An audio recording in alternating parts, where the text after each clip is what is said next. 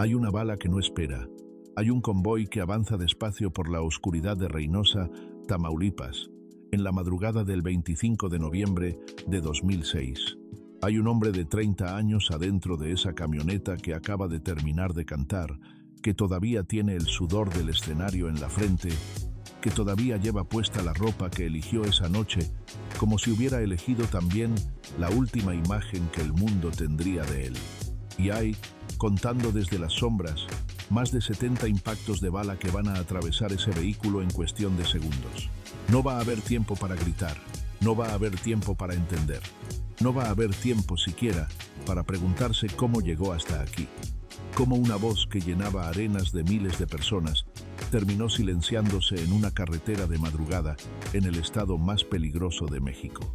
El gallo de oro muere sin saber, o quizás sabiendo demasiado, lo que desencadenó esa noche con una sola canción cantada frente a miles de personas.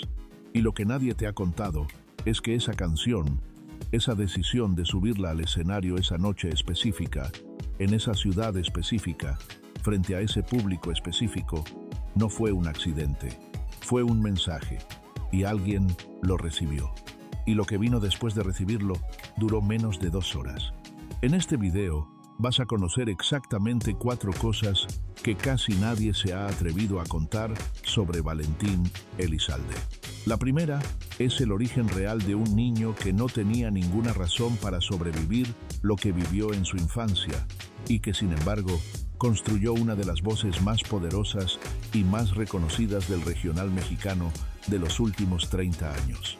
La segunda es la red de decisiones, personas, territorios y compromisos que rodearon sus últimos meses de vida y que la industria musical prefirió enterrar junto con él, porque nombrarlos en voz alta habría incomodado a demasiada gente que todavía estaba viva y con poder. La tercera es lo que realmente ocurrió la noche del 25 de noviembre. Los detalles que los medios nunca terminaron de contar, el contexto que nadie quiso construir en público y lo que hay detrás de la canción, que según investigadores y periodistas especializados, funcionó como un mensaje codificado que selló su destino. Y la cuarta, la más perturbadora de todas, es lo que quedó después. La familia rota, el dinero desaparecido, los hijos que nadie menciona, el catálogo disputado y el secreto que personas cercanas a su entorno guardaron durante más de 10 años y que apenas en años recientes ha comenzado, lentamente y con mucho cuidado, a salir a la luz. Si abandonas este video antes del final, te perderás esa última revelación. Te avisaré cuando lleguemos a cada una. Guarda este nombre desde ahora, Francisco Elizalde. Lo vas a necesitar para entender todo lo que viene después. Si te gusta este contenido, suscríbete para no perderte ninguna historia oculta. Y cuando lleguemos a él, vas a entender por qué era imposible mencionarlo antes. Hermosillo, Sonora, no el Hermosillo de los carteles turísticos, ni el de las crónicas amables que hablan del norte de México, como si fuera solo paisaje y tradición. El Hermosillo real de finales de los años 70, el de las colonias populares donde el calor del desierto no discrimina entre ricos y pobres, pero donde las consecuencias del calor sí tienen dirección, donde el agua escasea, donde los techos de lámina hacen que el verano sea una forma suave de decir infierno, donde los niños aprenden muy temprano que hay cosas que se piden y cosas que se construyen uno mismo porque nadie va a venir a traérselas. Valentín Elizalde Valencia nace en ese Hermosillo el 1 de febrero de 1979.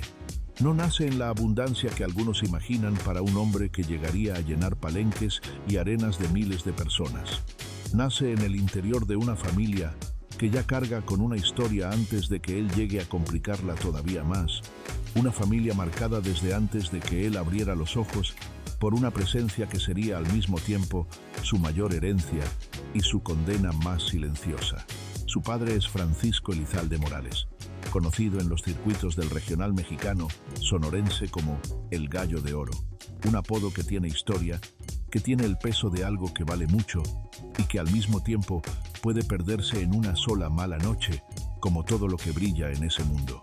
Francisco Elizalde es músico, cantante, figura del norteño en Sonora durante los años 70 y 80, y es también un hombre que no sabe quedarse, que no sabe estar de la manera en que los hijos necesitan que su padre esté, que construye familia y luego la deja como quien deja un cuarto de hotel al final de una gira, sin mirar atrás, sin preguntarse quién recoge lo que quedó tirado en el piso, quién paga la cuenta que dejó pendiente, quién le explica a los niños por qué el que debía estar no está.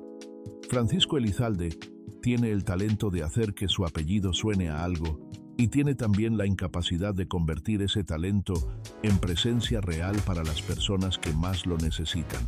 Valentín crece con la imagen de un padre que existe más en canciones ajenas y en comentarios de gente del barrio que en presencia física y cotidiana.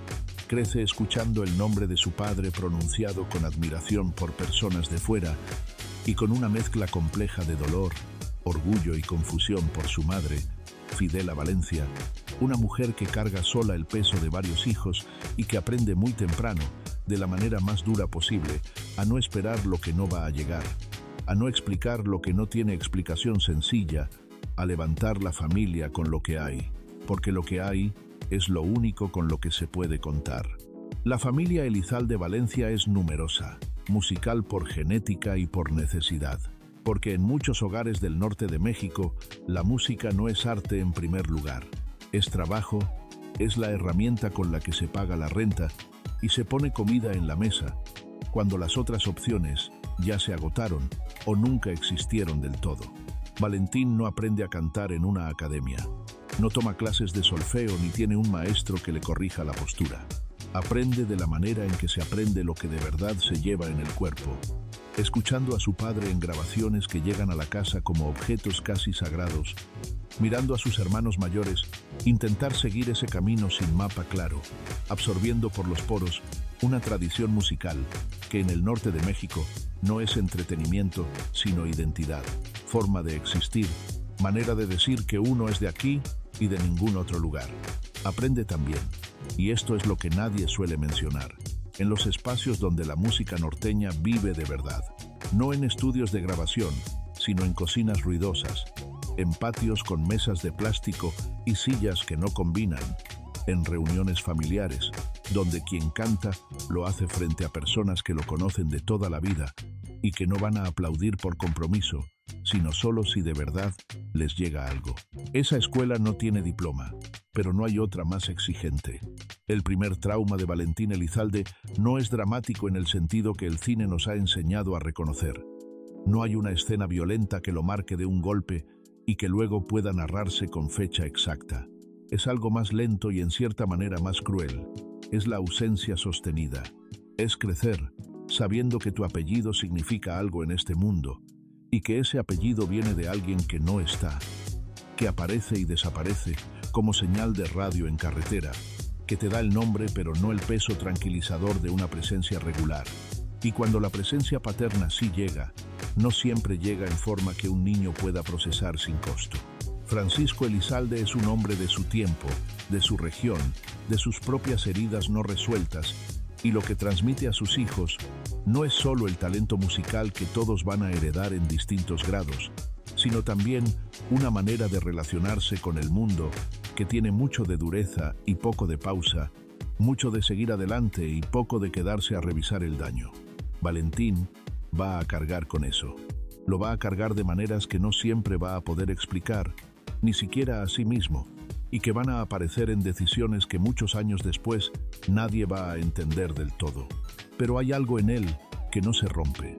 Hay una voz que aparece antes de que él sepa realmente qué hacer con ella. Una voz que llama la atención en reuniones familiares, en fiestas del barrio, en esos espacios informales donde la música norteña se juzga sin misericordia y donde la única moneda válida es la autenticidad. Valentín tiene algo que no se enseña en ninguna academia y que no viene de ningún método. La capacidad de hacer que el que escucha sienta que la canción fue escrita específicamente para su dolor, para su historia, para ese momento exacto de su vida. Eso no es técnica, eso no es entrenamiento. Eso es algo que viene de haber vivido cerca del dolor propio durante mucho tiempo sin que nadie te diera permiso de nombrarlo en voz alta y de haber encontrado en la música el único lugar donde ese dolor podía salir sin consecuencias. Sus hermanos mayores son el primer vehículo, Los hermanos Elizalde son la agrupación familiar con la que Valentín comienza a ganarse espacios en Sonora, en Sinaloa, en los estados del norte, donde el regional mexicano no es género, sino forma de vida. No son grandes escenarios al principio. Son salones de fiestas en pueblos que no aparecen en los mapas turísticos, palenques pequeños donde el público lleva su propio hielo, bailes en comunidades donde el nombre Elizalde ya significa algo gracias al padre, aunque todavía no haya ganado todo lo que podría ganar. Valentín aprende en esos espacios una lección que los artistas, formados en academias y programas de talentos televisivos, nunca terminan de aprender del todo. Aprende a leer al público, a saber cuándo una canción está llegando y cuándo está cayendo en el vacío, a entender que entre él y el que escucha hay un contrato no escrito que se respeta o se rompe, y que cuando se rompe no hay manera de repararlo en el mismo escenario. Guarda esta fecha, 2003. La necesitarás para entender la velocidad de lo que vino después y el poco tiempo que hubo para procesarlo. El ascenso de Valentín Elizalde como figura solista no es gradual en el sentido tranquilizador de la palabra. Es una de esas trayectorias que parecen acelerarse de golpe, como si alguien hubiera abierto una compuerta y el agua que estaba contenida detrás de ella encontrara de repente toda la presión que necesitaba para correr. A principios de los años 2000, el regional mexicano está en un momento de expansión masiva hacia los Estados Unidos, hacia las comunidades migrantes que llevan décadas construyendo una audiencia hambrienta de identidad, de algo que suene a casa, aunque la casa esté a miles de kilómetros y haya que cruzar un desierto para llegar a ella. Los sellos discográficos están buscando caras nuevas, voces nuevas, pero también apellidos que ya carguen con historia, que no requieran que el público aprenda a confiar desde cero. Valentín Elizalde tiene todo eso en un solo paquete. Tiene la voz, tiene el apellido, tiene la presencia física de alguien que fue hecho para los escenarios grandes, alto, con una mirada que desde el fondo de un auditorio de 10.000 personas se siente directa y personal, con esa mezcla de dureza y melancolía que el público norteño identifica de inmediato como genuina, porque reconoce en ella algo de su propia historia.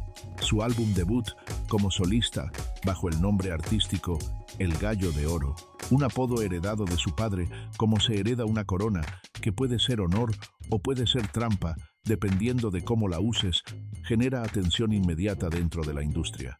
Pero es con el álbum Noche de Parranda, lanzado en 2004, que el nombre de Valentín Elizalde empieza a saltar fronteras de manera que ya no puede ignorarse.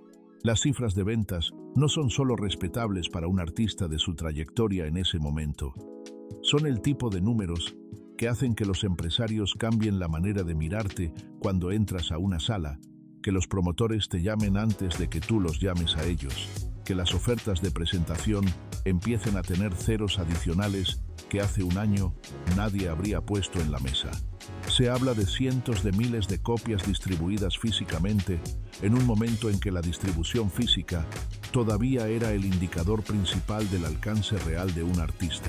Se habla de presentaciones que se agotan en ciudades donde antes el nombre Elizalde abría puertas pero no llenaba recintos.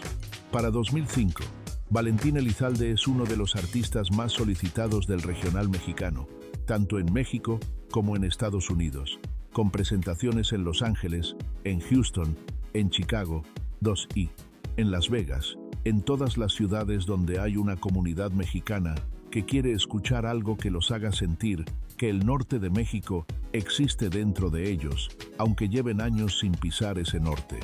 Y aquí es exactamente donde la historia empieza a tener una sombra que no cuadra con la imagen luminosa que la industria construyó alrededor de él y que sus seguidores aceptaron con gratitud, porque era una imagen que daba orgullo.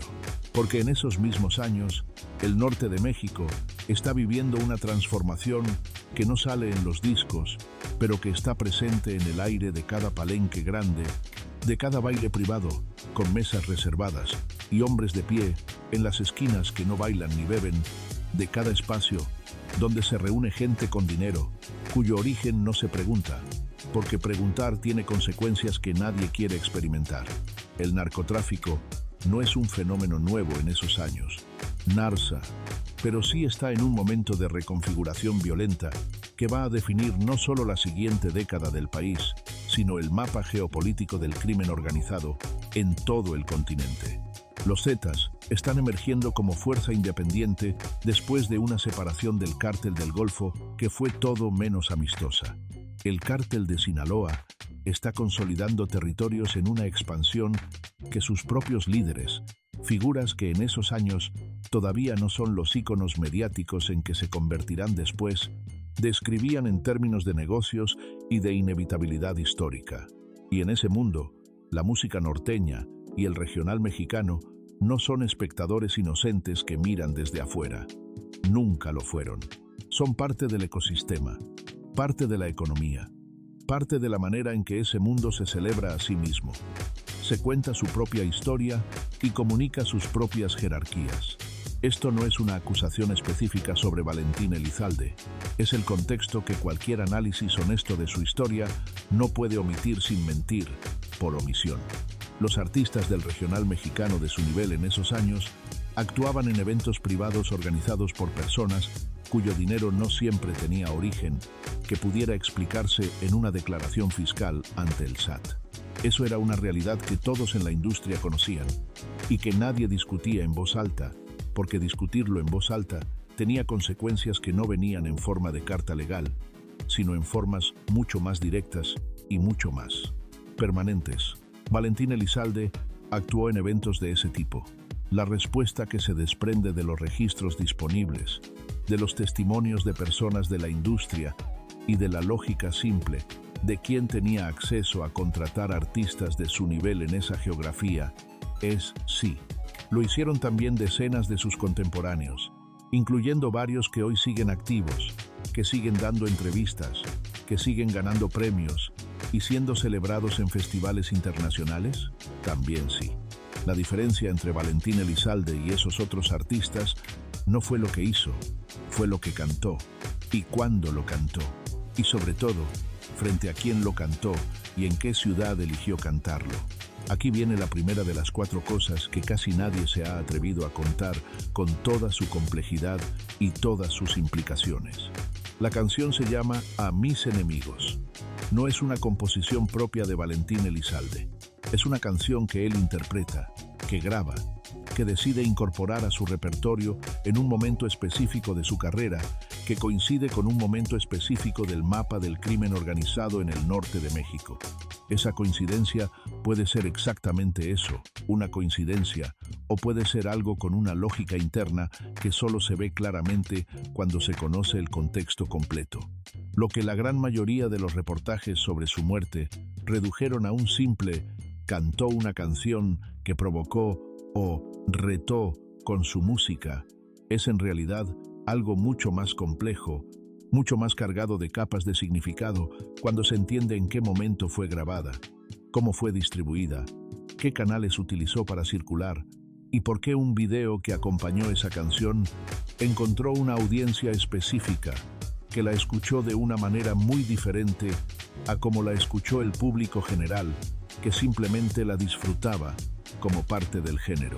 A mis enemigos no es solo una canción desafiante en el estilo de muchas otras del regional mexicano que han existido durante décadas sin mayor consecuencia que el disfrute del público. Es una canción que en su letra específica, en sus imágenes visuales, en el lenguaje codificado que cualquier persona familiarizada con los conflictos territoriales del narco norteño en 2006 podía descifrar sin diccionario, estaba dirigida de una manera que no admitía ambigüedad hacia un grupo específico y no hacia otro. El video que acompañó esa canción, circulado ampliamente en plataformas de video en Internet en los meses previos a noviembre de 2006, en un momento en que esas plataformas comenzaban apenas a tener el alcance masivo que tendrían después, mostraba imágenes, colores, símbolos y referencias visuales que para el público general eran simplemente estética, norteña, identidad regional, el tipo de iconografía que puebla cualquier producción del género. Pero para ciertos oídos en ciertas ciudades, para personas acostumbradas a leer mensajes en capas que el público general ni siquiera sabe que existen, ese video sonaba y se veía como algo completamente diferente, como una declaración, como un posicionamiento, como una línea trazada en el piso que separa a los de un lado de los del otro. Valentín Elizalde era consciente de la dimensión real de ese mensaje cuando decidió grabar esa canción. Alguien en su entorno lo presionó para grabarla, para distribuirla, para incluirla en su set list de presentaciones en ciudades específicas. La eligió libremente como expresión artística, sin calcular el riesgo real porque no tenía la información completa para calibrarlo, o la eligió sabiendo exactamente el nivel de riesgo que implicaba y decidiendo que ese riesgo era el precio que estaba dispuesto a pagar por no doblarse frente a presiones que quizás venía sintiendo desde meses antes. Esas preguntas llevan casi 2 décadas sin respuesta oficial, sin nadie que se haya sentado frente a un micrófono o un juez a explicar la cadena completa de decisiones. Guarda esas preguntas. Van a seguir siendo relevantes para todo lo que viene. Quizás tú también has tenido que elegir entre decir lo que piensas y protegerte. Quizás conoces esa sensación de pararte frente a algo que sabes que puede costarte caro, muy caro, y decidir de todas formas que el precio del silencio es demasiado alto, que vivir callando algo que sientes como tuyo es una forma de traicionarte que no puedes permitirte. Quizás sabes lo que es llevar algo adentro que no cabe en el espacio que te han asignado, algo que necesita salir aunque la salida no esté garantizada de ninguna manera. Valentín Elizalde, si es que hubo una decisión consciente detrás de esa canción, si es que hubo un momento en que eligió deliberadamente cantar lo que cantó, donde lo cantó, pagó el precio más alto posible por esa clase de valentía o de ingenuidad, que en ciertos momentos de la vida, en ciertas geografías del mundo, son exactamente la misma cosa vista desde ángulos diferentes. Pero lo peor aún no había comenzado, porque la canción no fue el único elemento de esa noche. Fue la última pieza de una secuencia que venía armándose con mucha más anticipación.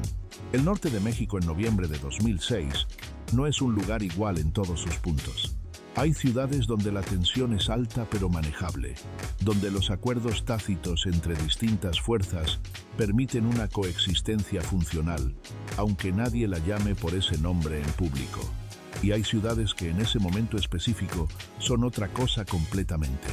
Reynosa, Tamaulipas, es en ese noviembre uno de los epicentros más calientes del conflicto entre los Zetas, recién separados del Cártel del Golfo, con quien habían roto de manera violenta y definitiva, y el propio Cártel del Golfo, que defendía lo que consideraba su territorio histórico, con la determinación de quién sabe que perderlo significaría perderlo todo. Reynosa en noviembre de 2006 no es una ciudad donde una figura pública puede llegar, tomar posición, aunque sea artística o simbólica o ambigua, y esperar que esa posición no sea leída, registrada y procesada por las personas que en esa ciudad tienen el control real de lo que ocurre. Los organizadores del evento en la Expo Ganadera de Reynosa esa noche eran personas identificadas en reportajes posteriores como vinculadas a ciertos intereses en la región.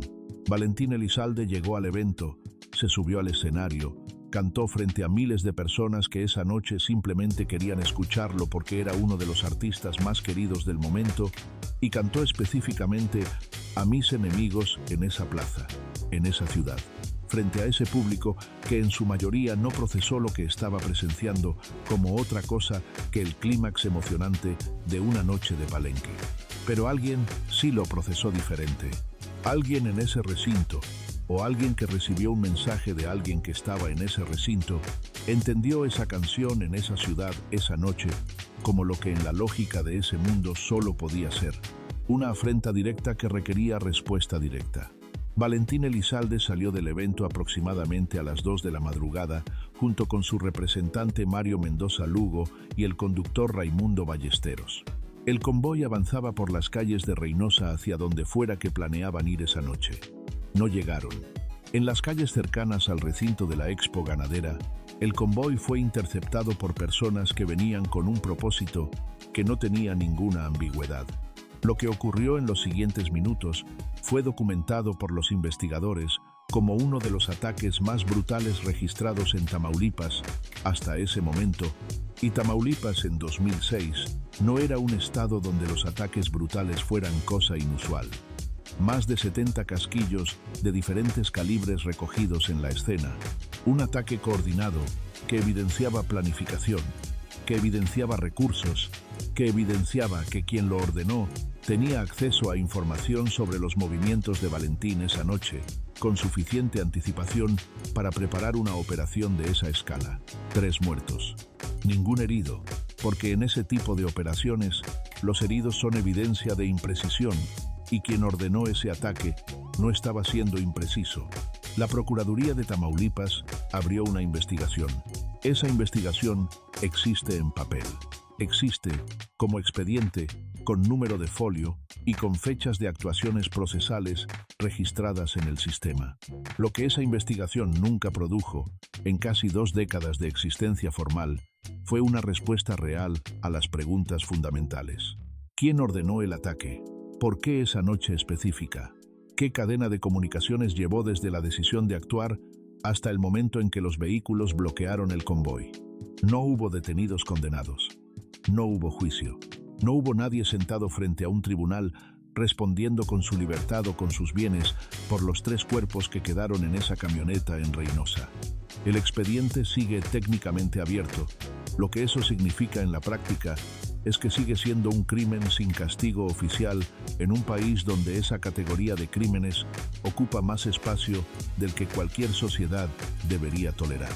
Aquí viene la segunda revelación, y esta involucra nombres que la industria prefirió no pronunciar, documentos que circularon entre investigadores sin llegar nunca a un juicio y una red de silencios que se mantuvo activa durante años porque el silencio tenía un valor de mercado que la verdad no podía competir.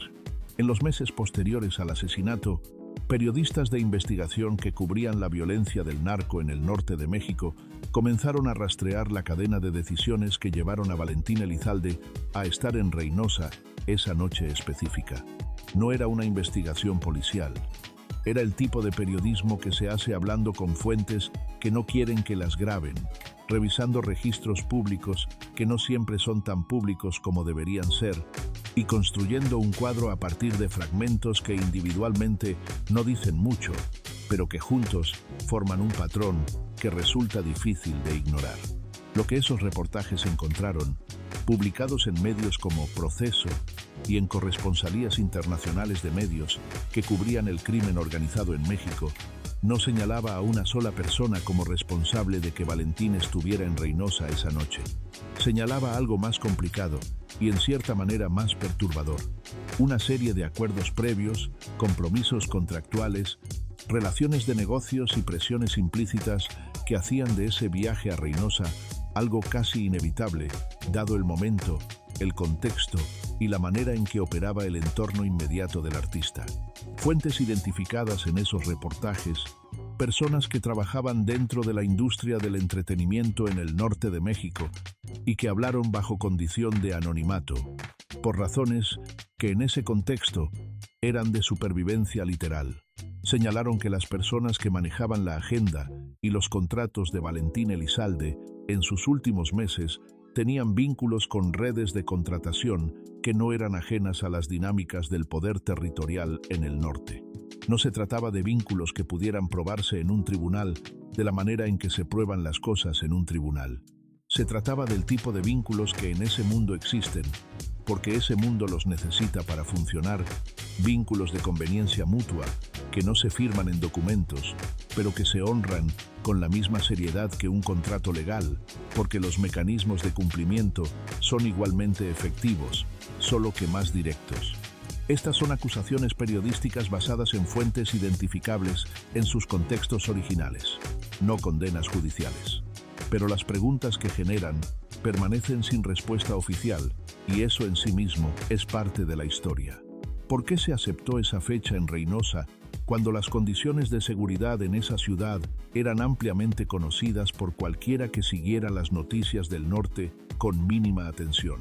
Hubo advertencias previas que fueron ignoradas porque el contrato ya estaba firmado y romperlo habría tenido sus propias consecuencias económicas o de otro tipo. Alguien en el entorno de Valentín Conocía el nivel real de riesgo de esa presentación específica y eligió no comunicárselo, porque esa comunicación habría llevado a una cancelación que nadie en esa cadena de compromisos estaba interesado en gestionar. O Valentín mismo era completamente consciente del nivel de riesgo y decidió ir de todas formas, porque cancelar también tenía sus propios riesgos en un mundo donde las cancelaciones no siempre son bienvenidas por quienes las piden. El representante Mario Mendoza Lugo murió esa noche junto con él, lo que eliminó de manera definitiva una de las fuentes más directas de respuesta a esas preguntas. El conductor también murió. Las personas que viajaban en los otros vehículos del convoy hablaron poco y con mucho cuidado en los días siguientes, lo cual, en el contexto de Tamaulipas, en noviembre de 2006, era completamente comprensible como decisión de supervivencia, pero era también, para cualquier investigación real, un vacío que nunca iba a llenarse completamente. Y entonces llegó algo que cambió la naturaleza misma de lo que esta historia significaba para el mundo. La muerte de Valentín Elizalde no solo fue una tragedia personal y una pérdida musical de las que el regional mexicano no se recupera rápidamente.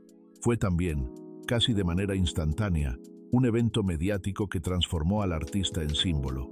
Y los símbolos, a diferencia de las personas reales, son infinitamente más manejables. Los símbolos se pueden vender, se pueden moldear, se pueden usar para narrativas que sirven a quien los controla en el momento en que los controla y que pueden modificarse conforme las necesidades cambian. En los días posteriores al asesinato, cuando el nombre de Valentín Elizalde estaba en todos los noticieros de México y de gran parte de América Latina y la comunidad hispana en Estados Unidos, cuando las plataformas digitales todavía, en sus primeros años de masificación, comenzaban a amplificar la historia a velocidades que los medios tradicionales no podían controlar, comenzó una competencia silenciosa, pero absolutamente real por el control de su imagen, su nombre artístico, su catálogo musical y el flujo económico que ese catálogo generaría durante los años y décadas siguientes. Aquí viene la tercera revelación, y esta es la que cambia la manera en que se escucha todo lo anterior. Valentín Elizalde, en los últimos meses de su vida, no estaba solamente en el pico de su popularidad artística. Estaba también, según personas cercanas que han hablado en entrevistas a lo largo de los años, siempre con reservas, siempre eligiendo cuidadosamente qué decir y qué no decir, en un estado de agotamiento físico y emocional que muy pocos pudieron ver, porque él era extraordinariamente hábil para mantener la imagen pública intacta. El ritmo de trabajo al que operaba en 2006 era brutal en términos reales y concretos, no en el sentido exagerado en que los artistas a veces hablan de sus agendas para generar lástima o admiración, sino en el sentido literal de una persona que no descansaba de manera suficiente para ningún estándar médico razonable. Actuaciones encadenadas sin recuperación adecuada entre una y otra. Traslados continuos entre ciudades y entre países que hacían que el cuerpo nunca terminara de ajustarse a ningún horario. La presión constante de mantener una posición en el mercado musical que no se defiende con talento, sino con presencia, con disponibilidad, con la capacidad y la disposición de aceptar el contrato siguiente, aunque el cuerpo ya no esté en condiciones de entregarse completamente en el escenario como el público merece y como el artista se exige a sí mismo. Había señales. No catástrofes visibles, no colapsos públicos que pudieran documentarse en fotografías o testimonios, sino ese tipo de señales más sutiles que solo se reconocen en retrospectiva, cuando ya no sirven de nada reconocerlas. Personas que trabajaron con él en los últimos meses de su vida, técnicos de sonido, músicos de su banda, coordinadores de producción que en distintos momentos y en distintos medios han compartido memorias fragmentadas de ese periodo, describen a un Valentín que en el escenario seguía siendo exactamente lo que su público esperaba y amaba: magnético, entregado, capaz de electrizar a miles de personas, con una combinación de voz y presencia que muy pocos artistas de cualquier género tienen, pero que detrás del escenario, en los momentos que no son públicos, mostraba una fatiga que ya no se iba con ninguna cantidad de descanso que su agenda permitía.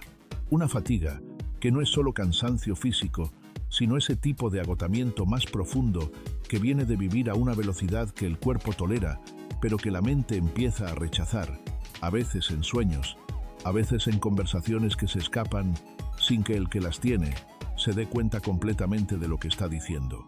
Se mencionan, en esas memorias dispersas de personas que lo conocieron en ese último periodo, conversaciones donde Valentín habría hablado de querer parar, no de retirarse, no de abandonar la música que era tan parte de él como el apellido que llevaba, sino de detenerse un tiempo, de recuperar algo que en la velocidad de esos meses había ido perdiéndose, sin que hubiera un momento claro en que pudiera señalarse que fue ahí exactamente donde se perdió. Pero parar no era una opción real en el contexto en que operaba. Los compromisos ya firmados no esperan a que un artista decida que necesita un respiro. Las relaciones de negocios que se construyen sobre la disponibilidad continua no se suspenden sin costo. Y Valentín, formado en la escuela de quien aprendió desde niño que lo que no se trabaja no se tiene, no tenía los mecanismos internos ni el soporte externo para decir que no, cuando todo en su entorno indicaba que decir que no era inaceptable. Hay una frase que Valentín Elizalde repitió en distintas entrevistas durante su carrera, con variaciones en las palabras, pero con el mismo núcleo de significado. Una frase sobre no tenerle miedo a nada porque ya había nacido con todo en contra y que lo que Dios le diera de ahí en adelante era ganancia pura. Era una manera de hablar que venía genuinamente de su historia, de ese origen en Hermosillo, donde la supervivencia misma no era garantía, sino logro cotidiano. Pero era también la filosofía de alguien que se había convencido de que el riesgo no era algo que se calculara con cuidado, sino algo que se aceptaba con dignidad. Esa filosofía lo llevó lejos. Lo llevó más lejos de lo que cualquier pronóstico razonable habría predicho para el hijo de un músico del norte que creció sin padre presente y con más carencias que certezas. Y esa misma filosofía, llevada a su conclusión en las condiciones específicas de Reynosa en noviembre de 2006, lo llevó a donde ya no hay regreso posible. Los médicos de urgencias que recibieron los cuerpos esa noche no hicieron declaraciones públicas detalladas en los días siguientes, lo cual era protocolo habitual en Tamaulipas en esos años, para quienes entendían que hablar demasiado sobre ciertos casos tenía consecuencias que el juramento hipocrático no cubre. El informe forense que circuló parcialmente en medios describió la magnitud del ataque en términos técnicos que son difíciles de leer sin sentir que algo en el pecho se cierra. 30 años de vida, 30 años de una voz construida desde la nada, terminados en una emboscada de minutos, en una calle de Reynosa, que para el mundo exterior era simplemente una calle más, en una ciudad más del norte de México. Su madre Fidela, que recibió la noticia en Sonora en las primeras horas del 25 de noviembre, habló en los días posteriores con una mezcla de dignidad y destrucción que solo las madres que han perdido un hijo de esa manera pueden entender desde adentro. Habló de él no como el gallo de oro, no como el artista cuyo nombre llenaba arenas, sino como el niño que cantaba en la cocina mientras ella cocinaba, el que cargaba el apellido de su padre con una mezcla de orgullo y de pregunta que nunca encontró respuesta completa, el que se fue demasiado rápido y en la forma más injusta posible. Esas palabras no necesitan análisis, solo necesitan el silencio que merecen. 1979. Nace en Hermosillo con el peso de un apellido que no eligió. 2006. Muere en Reynosa, con ese apellido convertido en algo que él mismo construyó. 27 años que cambiaron completamente el significado de las dos sílabas de ese nombre. Quizás tú también sabes lo que es recibir una noticia que parte el tiempo de manera que ya no puede unirse. Quizás conoces esa sensación de que el mundo sigue moviéndose alrededor tuyo con total indiferencia mientras tú estás completamente detenido en un momento que no puedes procesar. Lo que dejamos sin decir, lo que asumimos que habría tiempo de decir, porque el tiempo siempre parece abundante hasta que deja de serlo sin aviso. Lo que no preguntamos porque preguntar habría significado reconocer que algo podía terminar, y reconocer eso era más difícil que ignorarlo. Fidela Valencia perdió a su hijo de la manera en que ninguna madre debería perder a nadie, en circunstancias que no tenían ninguna justificación posible, en una ciudad que no era la suya, a manos de personas que nunca tuvieron que responder por lo que hicieron. Y entonces, cuando ya parecía que la historia había llegado a su punto más oscuro, llegó lo que quedó. Y lo que quedó fue, en muchos sentidos, la continuación de la tragedia por otros medios. Aquí viene la cuarta revelación, la que la familia prefirió que no saliera, la que costó años de silencio y que solo ha comenzado a tomar forma pública en tiempos recientes. Valentín Elizalde murió a los 30 años sin haber ordenado de manera clara, documentada y legalmente sólida los asuntos de su patrimonio. Esto no es una crítica, es una realidad de los artistas que alcanzan el éxito a velocidades que superan completamente la capacidad de su entorno para gestionar las implicaciones legales y financieras de ese éxito. En el mundo del entretenimiento latinoamericano, esto no es la excepción, es casi la norma, especialmente para artistas que vienen de entornos donde la planificación patrimonial no es una conversación que se tiene en la mesa familiar, porque en esa mesa familiar nunca hubo patrimonio que planificar. Lo que quedó después de su muerte, en términos de derechos musicales, catálogos registrados, contratos en proceso de cumplimiento, ingresos pendientes de cobro y deudas de diversa naturaleza con diversa urgencia, fue un territorio de disputa que tardó años en comenzar a aclararse y que, según personas con conocimiento directo de la situación que han hablado bajo condiciones de reserva, no se ha aclarado completamente hasta hoy. Francisco Elizalde, el hermano cuyo nombre te pedí que guardaras al principio de este video, jugó un papel central en los años posteriores a la muerte de Valentín, tanto en la continuación del proyecto musical familiar como en la gestión de lo que quedó del nombre y la marca del Gallo de Oro. No es una historia de villanos y víctimas con líneas claramente trazadas. Es algo mucho más humano y mucho más triste que eso. Es la historia de una familia que perdió a uno de los suyos de la manera más violenta y traumática posible, y que luego tuvo que navegar el duelo simultáneamente con presiones económicas, legales y públicas que no esperan a que nadie termine de llorar, que no reconocen que el tiempo del dolor es diferente al tiempo de los contratos y los juzgados y las decisiones que no pueden postergarse. Los derechos de las canciones de Valentín Elizalde, especialmente las que se convirtieron en clásicos del regional mexicano después de su muerte, porque el mercado de la música en español tiene esa particularidad cruel de volver más famosos y más escuchados a sus artistas después de que mueren que cuando estaban vivos y podían disfrutar esa atención, generaron y siguen generando en la era del streaming flujos de ingresos que no siempre fluyeron de manera transparente hacia todas las partes que podían reclamar algún derecho sobre ellos. La transición del mundo físico de la música al mundo digital, que ocurrió en la década siguiente a la muerte de Valentín, creó nuevas fuentes de ingreso que no existían cuando se firmaron los contratos originales y que por lo tanto no estaban contempladas en ninguno de los acuerdos formales o informales que habían regulado los derechos de su música hasta ese momento. ¿Quién tenía derecho a qué en ese nuevo paisaje? Era una pregunta cuya respuesta requería acuerdos entre partes que no siempre estaban de acuerdo en nada. Hubo disputas.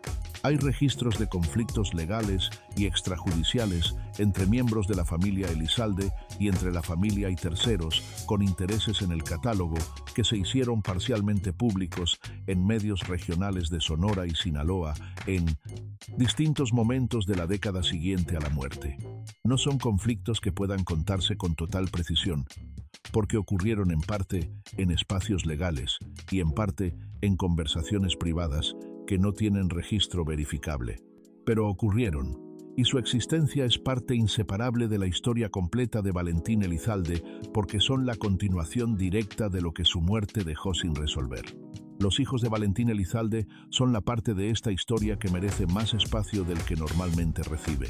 Valentín tuvo hijos, relaciones, vínculos sentimentales que durante su vida pública no siempre fueron visibles ni reconocidos formalmente. Los hijos de los artistas que mueren jóvenes y de manera violenta son siempre las víctimas más invisibles de esas historias porque son pequeños cuando ocurre todo, porque no pueden procesar lo que ocurrió con las herramientas que los adultos desarrollan para navegar el trauma y porque crecen con el peso específico de un apellido que significa algo en el mundo exterior, mientras que en su vida interior cotidiana, ese mismo apellido es la marca de una ausencia irremediable. Crecen escuchando canciones de su padre en la radio, en fiestas de personas que no saben que están ahí, en momentos donde la presencia de esa voz grabada hace que la ausencia de la persona sea más grande y más concreta, no más pequeña. No hay declaraciones públicas de los hijos de Valentín Elizalde sobre cómo vivieron los años posteriores a su muerte, sobre cómo cargaron ese apellido, sobre qué significa para ellos ser quien son a la sombra de quién fue él. Ese silencio no es accidental y en sí mismo dice algo que las palabras no podrían decir mejor. La gestión de la imagen de Valentín Elizalde después de su muerte fue un proceso que no siempre priorizó la verdad completa sobre el hombre, sobre la utilidad comercial del símbolo en que se convirtió. El gallo de oro, después de muerto, es una marca que genera streams, que aparece en compilaciones, que se usa en contextos comerciales que van desde lo más respetuoso hasta lo más oportunista, sin que ninguna línea clara separe a los unos de los otros. Esa marca se gestiona.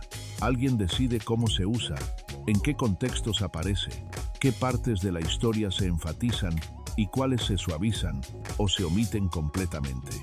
Y esas decisiones no siempre las toman las personas más cercanas emocionalmente al hombre que fue Valentín antes de ser el símbolo que es ahora.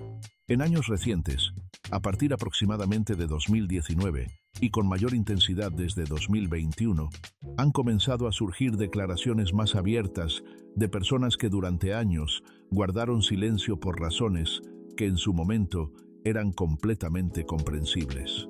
Miembros de la familia que hablan de los primeros años después de la muerte con una honestidad que antes no era posible o no era segura. Personas que trabajaron en su entorno, que comparten memorias que contradicen o matizan, versiones que habían quedado establecidas como definitivas en la narrativa pública.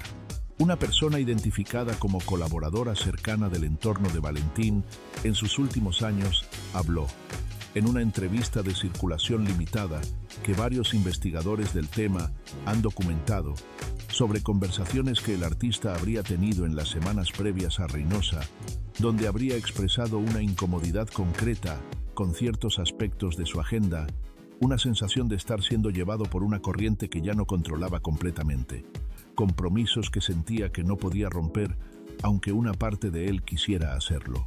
Si eso es memoria exacta de conversaciones reales, o si es la manera en que el tiempo y el dolor transforman los recuerdos en narrativas que tienen más coherencia de la que los hechos originales tenían, es imposible determinarlo desde afuera, pero no puede ignorarse. Y hay algo más. Algo sobre lo que este video ha estado circulando desde el principio sin nombrarlo directamente todavía. El mensaje encriptado, que está en el título. Porque hay una lectura de A mis enemigos, una lectura que circula entre investigadores del crimen organizado y periodistas especializados con suficiente seriedad para no descartarse como simple especulación, que sostiene que esa canción en ese momento no fue simplemente una canción provocadora elegida por estética o por el placer del desafío artístico. Fue, según esta lectura, parte de una comunicación más amplia, una declaración de posicionamiento que tenía destinatarios específicos y que usó el vehículo de la música popular, porque en ese mundo los mensajes importantes a veces viajan mejor a través de canales que el público general no identifica como mensajes. La música norteña tiene una larga tradición de funcionar como sistema de comunicación cifrado, de transmitir información sobre territorios, lealtades y conflictos en lenguaje que el que no conoce el código escucha como entretenimiento y el que sí lo conoce escucha como algo completamente diferente. Decir que A mis enemigos funcionó dentro de esa tradición en noviembre de 2006 no es una acusación. Es una lectura que tiene respaldo documental y contextual suficiente para ser tomada en serio. Y que, Si es correcta, cambia radicalmente la pregunta de si Valentín Elizalde fue víctima inocente de fuerzas que no controlaba o actor consciente de una dinámica que terminó costándole la vida. No hay respuesta definitiva a esa pregunta. Esa es la parte que más pesa. Ahora regresa al principio. Regresa a esa camioneta avanzando por Reynosa de madrugada. Pero ahora sabes todo lo que estaba dentro de esa camioneta, además de los 3 hombres que murieron en ella. Sabes que el hombre en el asiento de atrás venía de una infancia donde la ausencia fue el primer maestro y donde la música fue la primera respuesta a algo que no tenía otro idioma posible.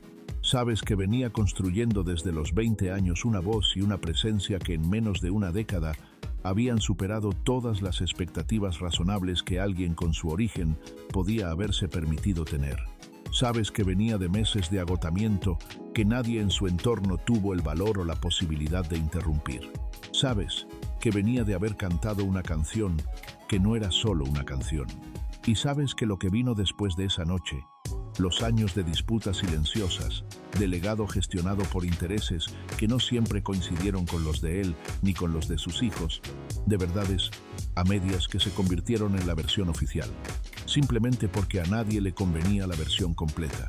Fue en muchos sentidos la continuación de la misma historia por otros medios. Valentín Elizalde fue un niño que no tenía ninguna garantía de convertirse en lo que se convirtió. Fue un artista genuino en una industria que convierte la autenticidad en producto con una eficiencia que no distingue entre los vivos y los muertos. Fue una persona que tomó decisiones, algunas de las cuales no puede saberse con certeza si fueron decisiones propias o decisiones que el entorno le hizo inevitables. Fue alguien que vivió a una velocidad que no le dejó tiempo de revisar el camino que estaba recorriendo hasta que ya no había vuelta atrás posible en ningún sentido. No fue un santo. Tampoco fue el instrumento completamente inocente de fuerzas externas que lo usaron sin que él tuviera ningún agente en su propia historia. Fue un ser humano de 30 años, con una voz que merecía más tiempo, con una historia que merecía más espacio que la versión simplificada que los medios repitieron durante años, porque era más fácil de contar y porque la versión completa incomodaba a demasiadas personas que seguían necesitando sus propias versiones. Lo que queda hoy de Valentín Elizalde es una voz en plataformas que no existían cuando murió, una voz que llega a audiencias que en algunos casos nacieron después de 2006 y que lo descubren sin el contexto de lo que su nombre significó en el momento en que lo construyó. Es un expediente abierto en Tamaulipas que existe en papel y no en voluntad real de resolución. Es un catálogo que genera dinero y que fluye a través de manos que no siempre se mencionan en las entrevistas celebratorias de su legado. Son hijos que cargan un apellido con todo su peso y con toda su ausencia. Es una canción que cada vez que suena en algún lugar del norte de México, lleva dentro de sí una pregunta que nadie responde en voz alta. 1979. Un niño nace en Hermosillo sin garantías de nada. 2006. Ese niño, hecho hombre, muere en Reynosa con 30 años. Y la voz más grande que el regional mexicano había escuchado en mucho tiempo. 17 años después, el nombre de quienes lo mataron sigue sin pronunciarse en ningún tribunal. Y el suyo sigue sonando en millones de bocinas como si el tiempo no hubiera podido contra él, que es quizás la única forma de justicia que este mundo le debe y que le paga de la única manera en que todavía puede. ¿Qué dice eso sobre nosotros como audiencia, como sociedad, como personas que consumimos la música de los muertos sin preguntarnos siempre el costo que tuvo producirla? Eso te lo dejo a ti en los comentarios. Cuéntame qué parte de esta historia no conocías. Cuéntame si cambió la manera en que escuchas su música. Y cuéntame si crees que hay algo que en todos estos años alguien debió haber dicho en voz alta y no dijo. El próximo video en este canal va a abrir una historia que lleva décadas cerrada con llave en una familia del espectáculo mexicano. Una historia sobre lo que ocurre cuando el talento, el poder y los secretos familiares se mezclan durante demasiados años, sin que nadie desde adentro tenga el valor de encender la luz. No te la pierdas, porque hay historias que cambian todo lo que creías saber y esa es una de ellas.